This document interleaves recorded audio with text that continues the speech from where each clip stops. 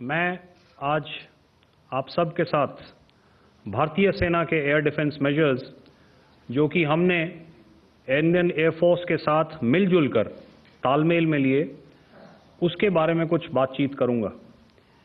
इस विषय में मैंने कल भी कुछ टिप्पणी करी थी, लेकिन आज मैं इस युद्ध के अहम एस्पेक्ट के बारे में आपको थोड़ा और पर्सपेक्टिव देना चाहता हूं। हमें एयर डिफेंस ऑपरेशन सिंदूर के एयर डिफेंस की कार्रवाई को एक कॉन्टेक्स्ट में समझने की आवश्यकता है। मैंने आपको कल बताया था कि पिछले कुछ सालों में आतंक की गतिविधियों का कैरेक्टर जो है उसमें कुछ बदलाव आ रहा था। अब हमारी मिलिट्री के साथ साथ मासूम सिविलियंस जो कि अपना बचाव करने में विफल थे, उन पर भी हमले हो रहे थे। 2024 में जम्मू सेक्टर में शिवखोरी मंदिर को जाते हुए यात्री और इस साल अप्रैल में पहलगाम में मासूम पर्यटक इस खतरनाक ट्रेंड के विशेष उदाहरण हैं। पहलगाम तक पाप का ये घड़ा भर चुका था।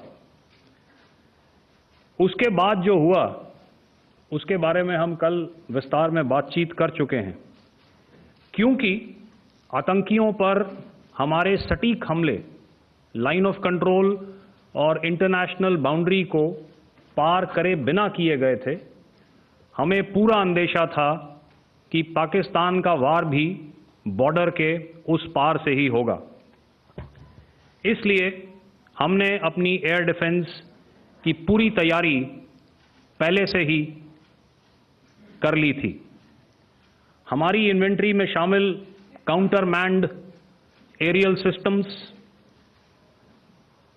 इलेक्ट्रॉनिक वॉरफेयर के साधन और एयर डिफेंस वेपन्स का इंडियन एयरफोर्स के इसी प्रकार के सिस्टम्स के साथ एक अनोखा मिश्रण किया गया। इसलिए आपने देखा कि जब जब पाकिस्तान एयरफोर्स ने हमारे एयरफील्ड्स और लॉजिस्टिक इंस्टॉलेशंस में 9 और 10 मई की रात को लगातार हमले किए, वो इस मजबूत एयर डिफेंस ग्रिड के सामने विफल हो गए। आपके सामने इस ग्रिड को एक तरीके से दर्शाया गया है। आप देख रहे हैं कि इंटरनेशनल बाउंड्री से कितनी layers, radars, counter unmanned aerial systems, उसके पीछे शोल्डर फायर्ड वेपन्स, हमारे विंटेज एयर डिफेंस वेपन्स जो कि काफ़ी सालों से हमारी सेना में हैं। एयर मार्शल भारती ने भी उसके बारे में बात करी। और लास्ट में हमारे modern air defence weapon systems. तो कोई मौका नहीं था कि पाकिस्तान एयरफोर्स ये मल्टी टियर डिफेंस को पार करके पीछे हमारी एयरफील्ड्स या लॉजिस्टिक इंस्टॉलेशंस को टारगेट कर पाए। ये जो डायग्राम आप अपने सामने देख रहे हैं, ये मुझे एक इंसिडेंट की याद दिला रहा है। और मैं आपको इस उदाहरण के ज़रिए से एक ये एस्पेक्ट हाईलाइट करना चाहता हूँ। जब मैं स्कूल में था तो तकरीबन मेरे ख्याल से ये 70 का दशक था, और उस समय इंग्लैंड और ऑस्ट्रेलिया के बीच में, आज शायद क्रिकेट की बात भी करनी चाहिए क्योंकि मैं देख रहा था कि विराट कोहली ने टेस्ट क्रिकेट से रिटायरमेंट ले ली। कई भारतीयों की तरह वो मेरे भी फेवरेट क्रिकेटर हैं।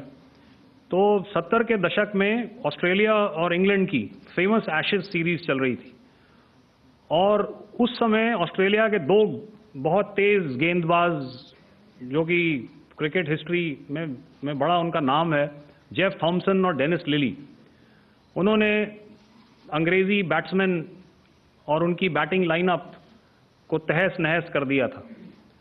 और ऑस्ट्रेलियंस ने उस समय एक कहावत निकाली थी, that from ashes to ashes and from dust to dust, if Thommo don't get here then Lillee surely must. और अगर आप इस लेयर को देखें तो आप समझ जाएंगे कि मैं आपको क्या बताने की कोशिश कर रहा हूं। तो अगर आप सारे सिस्टम्स को पार कर भी गए तो आपको फिर भी एयरफील्ड या लॉजिस्टिक इंस्टॉलेशन या जो भी चीज़ को आप टारगेट कर रहे हैं उसमें पहुंचने से पहले कोई ना कोई इस लेयर्ड ग्रिड का सिस्टम ज़रूर गिरा देगा।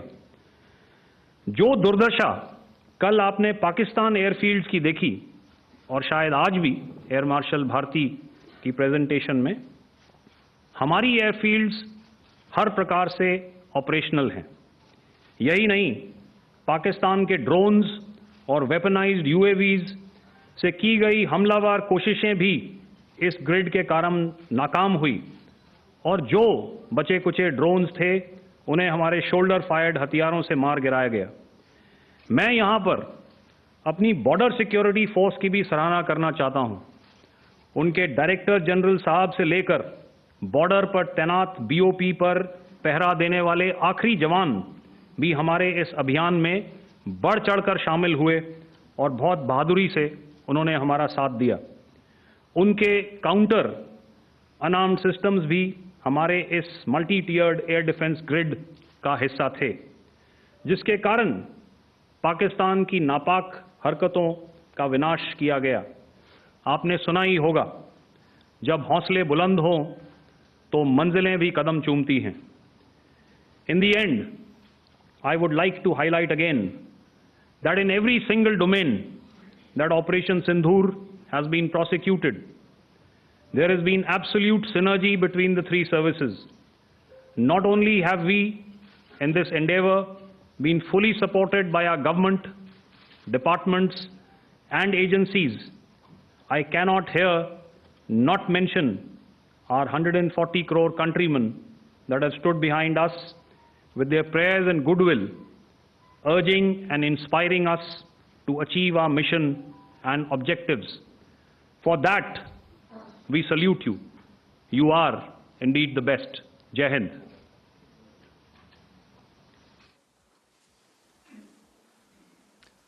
Good afternoon, ladies and gentlemen. To talk about the air defense capability, the Indian Navy operates as a composite network force capable of simultaneously addressing threats emanating from all domains, that is air, surface and subsurface, through amalgamation of advanced sensors synchronized on the combat management systems. In effect, the maritime force is able to ensure persistent surveillance, detection and identification for a comprehensive maritime domain awareness, including the airspace. Effectively using multiple sensors and inputs, we are maintaining continuous surveillance to degrade or neutralize threats as they emerge or manifest, to ensure targeting at extended ranges. All these are conducted under the umbrella of a comprehensive and effective layered fleet air defense mechanism that caters for all threats, be it drones or high-speed missiles or aircraft, both fighters as well as surveillance aircraft. The fleet operates as a composite force, maintaining a surveillance bubble at extended ranges using advanced radars.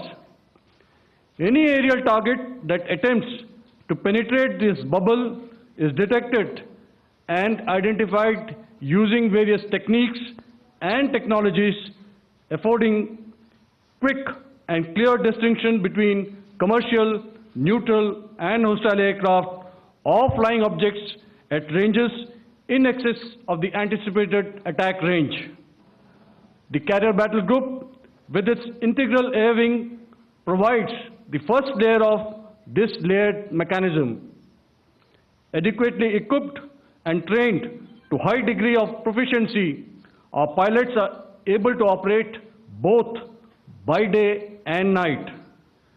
In the current standoff, the presence of our aircraft carrier with large number of MiG-29K fighters and airborne early warning helicopters prevented any suspicious or hostile aircraft to close the Karel battle group within several hundred kilometers. अगर मैं सरल शब्दों में बोलूं तो कोई भी संदिग्ध और दुश्मन के हवाई जहाज को कैरल बैटल ग्रुप के कई सौ किलोमीटर पास आने का मौका नहीं दिया. Over the past few years, and most importantly, immediately after the cowardly incident by Pakistani-sponsored terrorist attack at Pahalgam, we had validated our anti-missile and anti-aircraft defense capability in a complex threat environment using cross-platform cooperative mechanism. Our powerful carrier battle group with formidable offensive capability was able to operate with impunity and maintained an uncontested presence in the area of operations. Effectively, it compelled the Pakistani air elements to remain bottled up close to the Makran coast, denying any opportunity to be a threat in maritime space. The Indian Navy maintains a credible capability to detect, identify, and neutralize any aerial platforms that threaten our units at sea. To sum up, the Indian Navy's dominance thus ensured that, should we choose to, we can strike at will. Thank you, Shamdo Varna, Jai Hind. May I now hand over to Director General Air Operations for further proceedings. Thank you, Pramod. I think a lot has been said, and I would only end by saying and emphatically state that all our military bases, all our systems continue to remain fully operational and ready to undertake any future missions should the need so arise. और अंत में यह मैं स्पष्ट शब्दों में कह देना चाहता हूं कि हमारी सभी मिलिट्री बेसेस और सारे इक्विपमेंट और सिस्टम्स ऑपरेशनल हैं और ज़रूरत पड़ने पर अपने अगले मिशन के लिए तैयार हैं और तत्पर भी हैं. शुक्रिया दोस्तों, और यदि कोई अभी क्वेश्चंस हैं तो हम लोग तैयार हैं उसके लिए. Ladies and gentlemen, like yesterday, I'll request you to raise your placards, which most of you are doing. Again, repeating it, anything which is confidential in nature will not be responded to. And as you are aware, the DGMOs, all three of them, have got an important assignment after this, which you also are very well aware of. So we shall not be taking too many questions today. I started with both the ends yesterday. Today I'll start from the center, 237. 237. And I'll request you to please maintain, I'll ask you, I'll come to you. Hello hello sir, मैं आवाज़ आ रही मेरी? Hello sir, Madhurendra, मैं news nation से आपके press conference के शुरू होने के ठीक पहले एक वीडियो हमने स्क्रीन पर देखा जिसमें राष्ट्रकवि रामधारी सिंह दिनकर की कृष्ण की चेतावनी की प्रमुख पंक्तियों को उद्धृत किया गया और सीधे सीधे दुश्मन को ये संदेश दिया गया कि याचना नहीं. मधुरेंद्र, मैं न्यूज़ नेशन से प्रेस कॉन्फ्रेंस शुरू होने के ठीक पहले राष्ट्रकवि रामधारी सिंह दिनकर की जो कृष्ण की चेतावनी है उन पंक्तियों को सामने रखा गया और कहा गया कि याचना नहीं अब रण होगा, जीवन जय या मरण होगा. कल शिव तांडव स्रोत के जरिए दुश्मन को संदेश दिया गया था और आज राष्ट्रकवि रामधारी सिंह दिनकर की इन प्रमुख पंक्तियों के जरिए ये किस तरह के डिटरेंट को क्रिएट किया जा रहा है, किस तरह के मैसेज को दिया जा रहा है, इसको थोड़ा इलेबोरेट करके अगर आप बताएं तो जाहिर तौर पर ये संदेश और व्यापक तौर पर जाएगा. और एक छोटा सा सवाल मेरा यह है कि ड्रोन अटैक को लेकर जो बातें सामने निकल कर आई हैं, एक बहुत हाइप क्रिएट था टर्किश ड्रोन को लेकर, TB2 और उसके तमाम ड्रोन को लेकर. ऐसा लगता है कि वो हाइप और ओवररेटेड ड्रोन जो है वो भारत में धराशायी हो गया. एक मैसेज दुनिया को चला गया कि अब हाइब्रिड वॉरफेयर में इसकी औकात नहीं बची है. Okay, all right, okay, thank you. आपने क्या नाम बताया अपना और किस एजेंसी से हैं? न्यूज़ नेशन से. बहुत अच्छा लगा आपकी हिंदी सुनकर और हिंदी कविता सुनकर. तो मेरे कलीग ने अभी बताया, I think I mentioned Yeeha to be of Chinese origin. I would like to correct myself. The Yeeha drones are of Turkish origin. So that comes to your question. All right. चूंकि आपने शुरू किया श्री रामधारी सिंह दिनकर जी की कविता से, हमारे राष्ट्र कवि रहे हैं, और क्या संदेश दिया जा रहा है, तो मैं बस आपको रामचरितमानस की कुछ पंक्ति याद दिलाऊंगा, आप समझ जाएंगे। तो याद कीजिए वो पंक्ति जो है, विनय न माने जलधि जड़, भय 3 दिन बीत, बोले राम सकोप तब, भय बिन होए न प्रीत। तो समझदार के लिए इशारा ही काफी। और जहां तक ये टर्किश ड्रोन्स का सवाल है, आपने देखा किस तरह के रेकेज यहाँ पे फोटोग्राफ्स हमने दिखाए हैं, चाहे वो टर्किश ड्रोन्स हो या और कहीं के भी ड्रोन्स हो।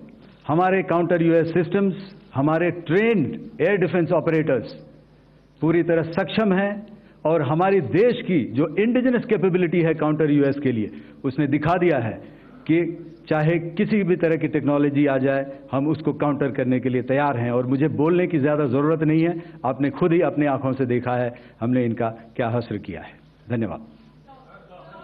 All right. 226.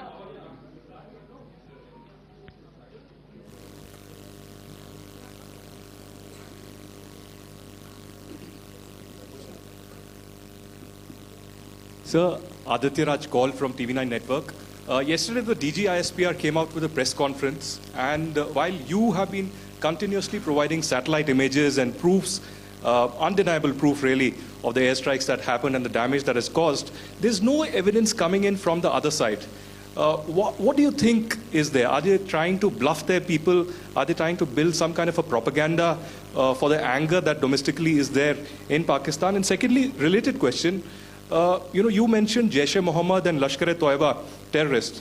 The brother of Maulana Masood Azhar, Rauf Asghar, who was killed.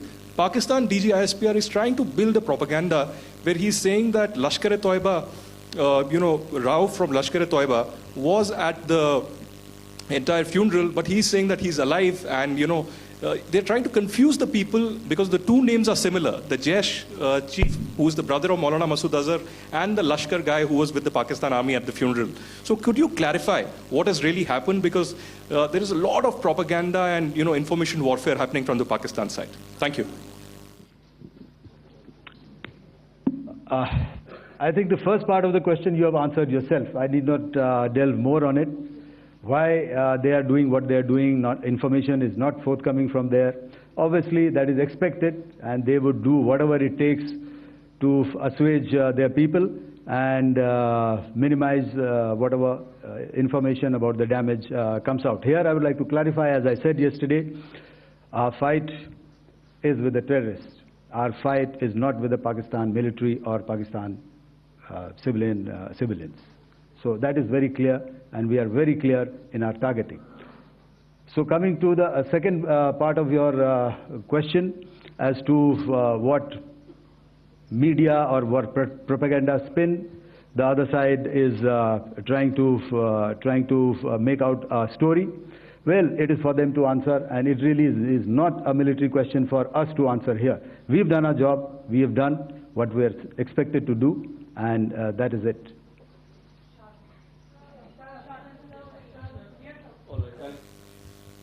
I'll come this side, 249.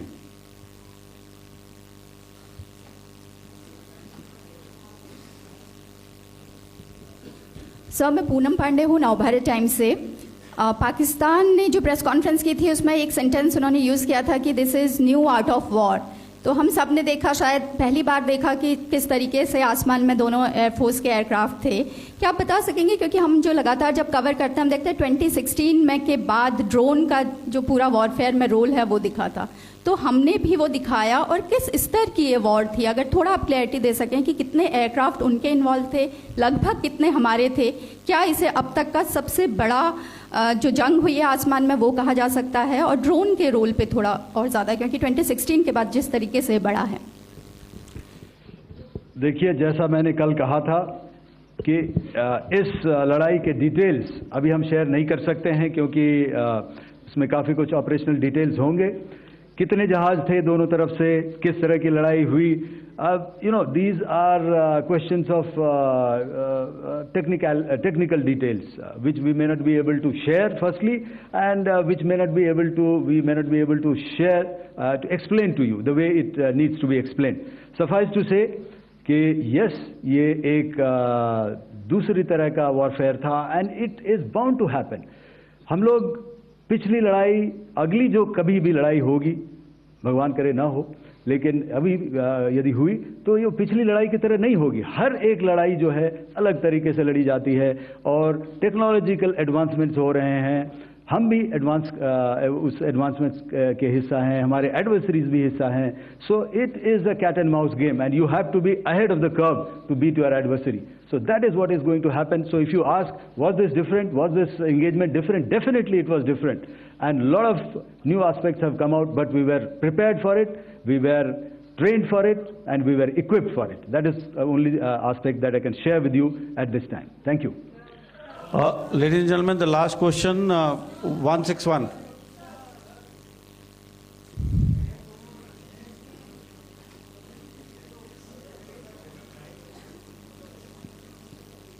Hi, sir. Thank you, sir. Snesh Philip here from the print. So the social media, the Twitter is abuzz with the fact that we hit a site called Kirana Hills, which is supposed to be the nuclear storage facility. And there is a lot of rumors about Sargodha. There are foreign analysts who've mentioned that the Sargodha attack led to certain leaks. Is there a confirmation that we actually hit Kirana Hills, or we were careful of not to do any such thing? Thank you. Thank you for telling us that Kirana Hill houses some nuclear installation. We did not know about it. Okay. And we've not hit Kirana Hills, whatever is there. Okay. I did not brief in my briefing yesterday. Thank you. Ladies and gentlemen, thank you so much. As I said yesterday, as I said earlier and yesterday, it is difficult to take everybody's questions, and the DGMOs have to reach somewhere right now. So thank you for coming. Please send in your questions on paper. We will definitely answer them. Thank you.